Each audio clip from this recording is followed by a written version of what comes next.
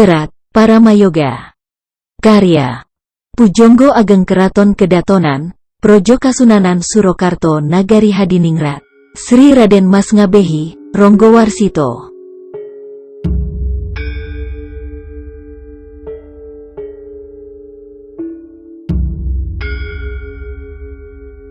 Tujuan penulisan karya sastra ini adalah bahwa cerita ini diharapkan mempunyai manfaat keutamaan yang mudah-mudahan bisa dipetik dan menjadi simbol yang bisa dijadikan teladan oleh terah bangsa Jawa. Juga diharapkan agar cerita ini dapatlah menjadi pusaka peninggalan leluhur bagi anak turunnya di tanah Jawa, sehingga menjadi daya kekuatan bagi mereka. Cerita ini dimulai pada zaman Yan Banujan yang menceritakan kehidupan para leluhur, sehingga cerita ini sampai pada kehidupan manusia lumrah masa sekarang.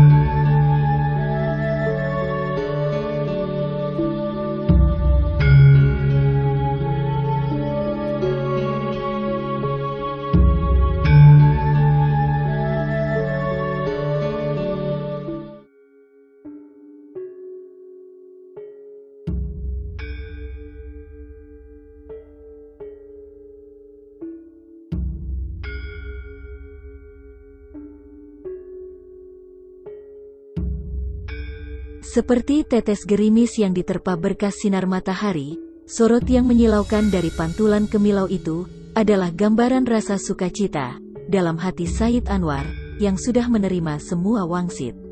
Petunjuk suci itu telah menghujam ke dalam hati hingga masuk ke dalam relung hati Said Anwar yang terdalam. Wangsit yang meresap itu adalah petunjuk tanpa celah yang mengantarkan Said Anwar menuju ke kejayaan yang sejati. Percaya kepada tuntunan gaib itu, Said Anwar segera melaksanakan semua perintah Ijajil. Keinginan yang kuat segera melajukan dirinya, hingga dengan kecepatannya, ia sampai ke tempat yang disebutkan kakeknya, Pulau Dewani. Tidak terceritakan perjalanannya, sampailah Said Anwar di Pulau Dewani. Di tempat itulah, ia mulai menyelenggarakan tapa brata, membajakan diri. Dari kemauan kuat dalam bertapa itu, Said Anwar berkehendak merajai seisi Pulau Dewani. Diceritakan di Pulau Dewani, di situ sudah bertahta jin terah Yan Marijan. Ia berputra, yang bernama Prabu Andajali Sri Dewata. Adiknya bernama Prabu Dajali. Prabu Dajali inilah, yang kemudian menurunkan setan, iblis, paneluhan, sremet, demit, juga bekasakan. Kemudian, Prabu Andajali berputra Sri Wenus. Dan, Sri Wenus berputra, yang bergelar Sang Prabu Palija dengan saudaranya, yang berjumlah 28. Dari sekian banyak putra itu, hanya 7 yang berwujud. Sri Palijalah kemudian yang menjadi raja. Sedangkan adik langsung dari Sri Palija, yang bernama Prawoto, menjadi patih dari adik Raja Andajali Sri Dewata, yang bernama Sri Rawangin, yang bergelar Prabu Rawangin Nata Dewani. Lalu, adik Sri Rawangin adalah Prabu Nur Adi. Sedangkan yang menjadi patih dari Prabu Nur Adi adalah Pati Amir, yang merupakan adik dari Sang Nur Adi sendiri. Kemudian, ada juga saudara Sri Palija yang bernama Maranis, dan kemudian adiknya, yang bernama Sang Raja Dari, berupa kepiting, bermukim di kahyangan di dalam lautan. Diceritakan, salah satu keturunan Yan Marijan yang bertahta di negara Dewani, Sang Prabu Nur Adi, mempunyai satu anak wanita yang sangat cantik, dengan wajahnya yang bersinar bak cahaya rembulan. Ia melebihi segala kecantikan dari sekian banyak putri-putri keturunan jin, bahkan mereka, segala wanita jin, sepantasnya lah hanya mengabdi kepadanya. Ia bernama Dewi Nurrini. Pada suatu malam ketika sang putri tidur dengan nyenyaknya, dalam tidurnya, ia bermimpi kedatangan seorang kakek-kakek. Kedatangan orang tua renta itu memberitahu sebuah keterangan yang berupa wangsit. Heh Nini, sudah saatnya tiba, seorang yang akan menjadi jodohmu. Ia kini sedang bertapa di dalam goa. Dialah anak keturunan Adam, putra Nabi Sis. Ia bernama Sayyid Anwar. Dialah jodohmu. Kelak kamu akan menurunkan seorang anak, lelaki yang sangat tampan dengan aura yang menyorot. Dialah yang akan merajai Benggala dan Tanah Jawa. Anakmu lelaki sakti itulah yang nanti akan menjadi raja turun-temurun. Dewi Nurrini yang seketika terbangun, kemudian ia rasakan adalah gundah dalam hatinya, bercampur dengan rasa asmara yang meruntuhkan hati. Paginya, Dewi Nurrini menghadap ayahnya. Ia menceritakan wangsit yang datang lewat alam impiannya semalam. Prabu Nur Adi tanggap, cerita dari putrinya adalah sebuah petunjuk yang benar-benar nyata. Segera ia memanggil Patih Amir, yang kemudian tergopoh datang menghadap. Sang Patih terheran mendengarkan cerita dalam mimpi itu, tetapi ia tidak bisa menolak tugas yang diberikan rajanya. Maka berangkatlah ia mencari Sayyid Anwar lewat angkasa. Sudah sekian lama Patih Amir merambah 4 penjuru angin, tetapi tidak menemukan sesuatu yang dituju. Hingga suatu saat, ia melihat cahaya di kaki gunung. Ki Patih turun menuju tempat yang dicurigai itu. Terlihat sebuah lubang pintu goa, maka Kiai Patih masuk dan terlihat ada sesosok manusia yang sedang bertapa di atas sebuah batu besar. Pertapa itu duduk melipat tangannya, dengan auranya yang menyorot seperti sinar bintang-bintang serta rembulan purnama sekaligus.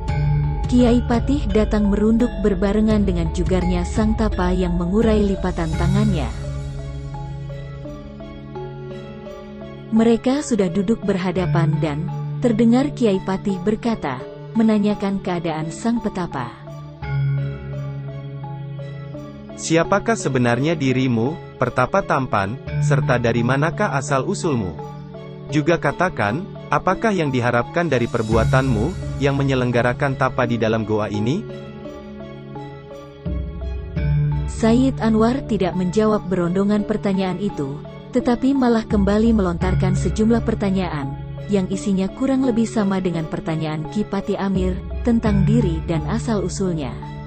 Kiai Patih tidak suka dengan sikap Sayyid Anwar, tetapi ia telah melihat dengan jelas ciri-ciri yang dikatakan oleh sang putri. Maka dengan menahan gejolak hatinya, ia berkata, Ketahuilah, bahwa hamba adalah utusan Prabu Nur Adi, yang membawahi seluruh wilayah Dewani. Hamba diminta agar memanggil anak mas datang ke hadapan Prabu Nur Adi. Perlu diketahui juga anak mas, bahwa tempat ini adalah wilayah Dewani dan hamba adalah patih di negeri ini. Maka anak mas, jangan sampai menolak kehendak Raja Dewani yang tidak bermaksud jahat terhadap anak mas. Sayyid Anwar menjawab, Aku tidak menolak kehendak rajamu. Jangankan aku hendak dipanggil dengan kehendak baik, hendak dibunuh pun aku tidak akan menolak datang. Semua kehendak rajamu adalah ganti dari titah Hyang kuasa alam, yang berkuasa menjalankan kebijakan di bumi. Patih Amir senang dengan jawaban sang tapa. Keduanya segera keluar dari goa di kaki gunung itu, yang tak lama kemudian masuk ke dalam istana. Prabu Nur Adi terkesima melihat rupa dari anak muda yang baru saja datang diiring oleh Patih Amir. Anak muda yang tampan, dengan wajah gemilang bercahaya, layaknya gemerlapnya gemintang. Setelah ditanya, anak muda itu mengaku bahwa dirinya adalah anak dari Nabi Sis. Maka bertambahlah kegembiraan Prabu Nur Adi, setelah mendengar bahwa anak muda itu bernama Sayyid Anwar. Terlebih, bahwa Sayyid Anwar bersedia untuk dinikahkan dengan putrinya, Dewi Nurrini. Pernikahan segera dilangsungkan. Keduanya memang saling mencintai, maka hari-harinya dilewatkan selalu di dalam taman sari, yang penuh dengan aneka bunga-bunga mekar, diseling dengung kombang yang menghisap sari madu. Cinta Sayyid Anwar sepenuhnya tertuang untuk sang putri Dewani. Diceritakan, perkawinan Sayyid Anwar memasuki zaman Kitrah, yaitu hampir memasuki setara dengan zaman Nabi Musa. Istri Sayyid Anwar sudah hamil, dan sudah memasuki masa kelahirannya. Anak Sayyid Anwar lahir lelaki, dengan rupa tampan dan wajahnya beraura sinar rembulan. Anak itu dinamai Hyang Nur Rasa, yang menjadi tumpuan kasih bagi keluarga besar negara Dewani. Setelah dewasa terlihat bahwa anak muda itu senang dengan olah tapa, untuk menuju ke kesaktian diri, persis seperti sifat ayahandanya. Bagaimanapun, ia adalah sosok manusia dengan badan ruh dan beribu jenis jin, sehingga tidak terkena sakit. Prabu Nuradi di kemudian hari turun tahta, dan dilintirnya ke Prabon kepada menantunya. Suksesi itu dipatuhi oleh rakyat dan punggawa jin. Semua mencintai rajanya. Prabu Nuradi memulai hidupnya sebagai petapa, sedangkan Patih Amir masih lestari menjabat patih. Setelah menjadi raja, Sayyid Anwar bergelar Hyang Nur Cahyo. Pada suatu malam, Sang Hyang Nur Roso, sang putra mahkota, lolos dari istana, dan tidak meninggalkan pesan apapun kepada ayah ibu, serta para punggawa. Ia berjalan menjelajah hutan hingga tiba di Pulau Dewata, menelusuri jurang yang sulit dirambah dan berhenti pada suatu puncak gunung di Pulau Dewata itu.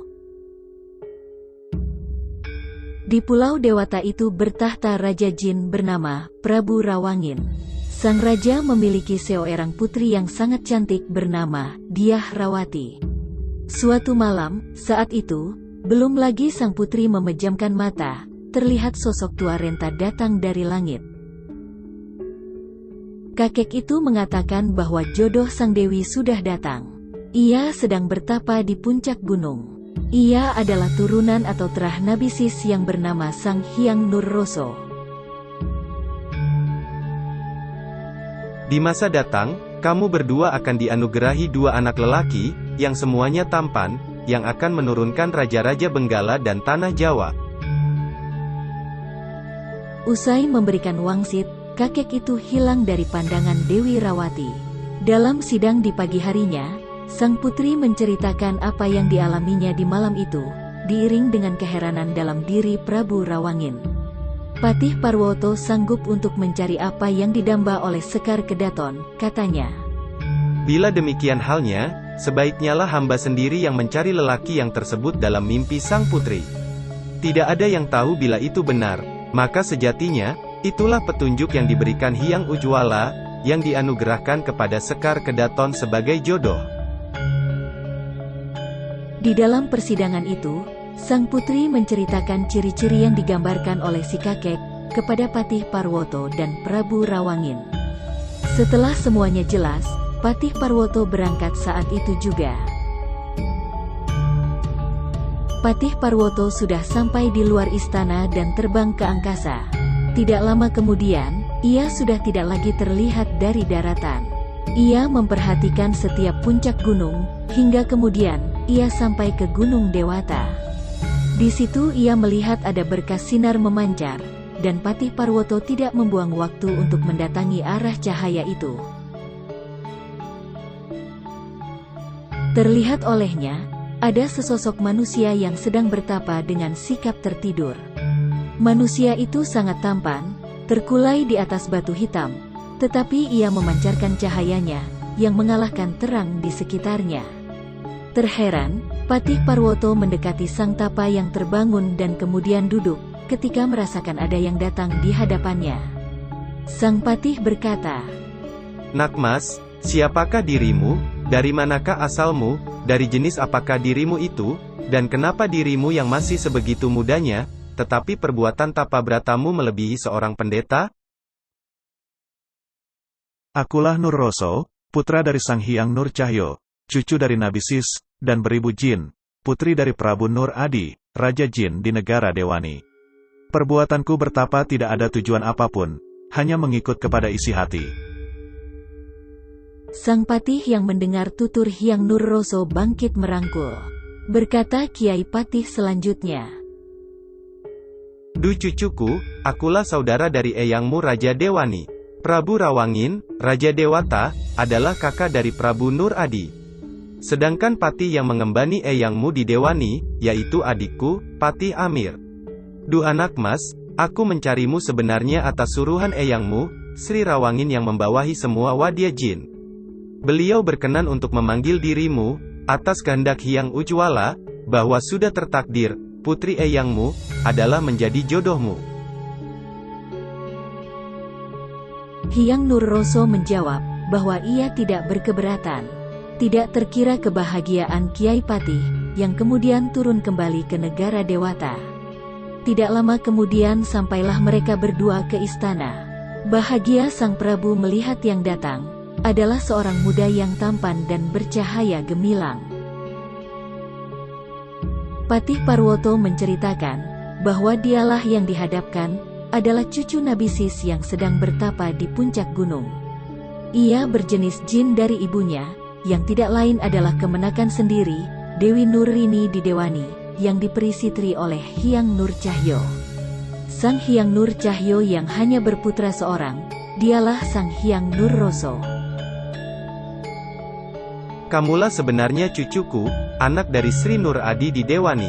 Anakku, tetaplah tinggal di sini, anggaplah seperti halnya negaramu sendiri.